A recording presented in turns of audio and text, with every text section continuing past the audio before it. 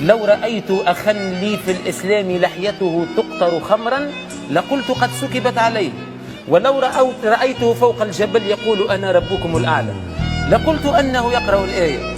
عن حسن الظن أحدثكم، الخلاصة خصلتين ما بعدهما خصلة، أن تحسن الظن بالله وبعباد الله. والسلام عليكم. سيدنا عمر رضي الله عنه قال إن الذين يشتهون المعصية ولا يعملون بها أولئك الذين امتحن الله قلوبهم للتقوى لهم مغفرة وأجر عظيم. كم من صحيح مات بدون علة، وكم من سقيم عاش حينا من الدهر، وكم من فتى أمسى وأصبح ضاحكا وكفنه ينسج وهو لا يعلم.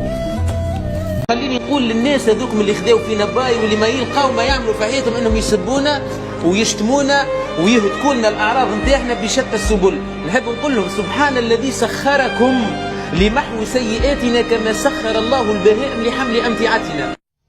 ان الله لا يؤتي الحكمه لمن في قلبه 3 خصال: حاسد الخلق، ومن تعلق قلبه بالشهوات، ومن يحمل هم الرزق. أتعلم لماذا يجب عليك أن لا تحزن إذا أزاح الله شخصا من حياتك؟ لأن الله سمع محادثات أنت لم تسمعها، ورأى أشياء أنت لم تراها، واتخذ خطوات أنت ولم تستطيع أن تتخذها.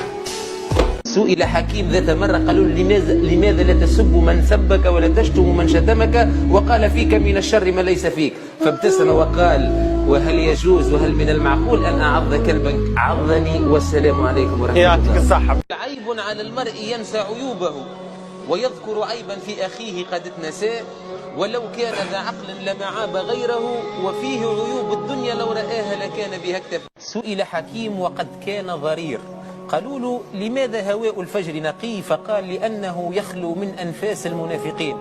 قالوا له إذن لماذا تحمل مصباح وأنت ضرير؟ قال حتى لا يصدمني المبصرون. والسلام عليكم. الصحة.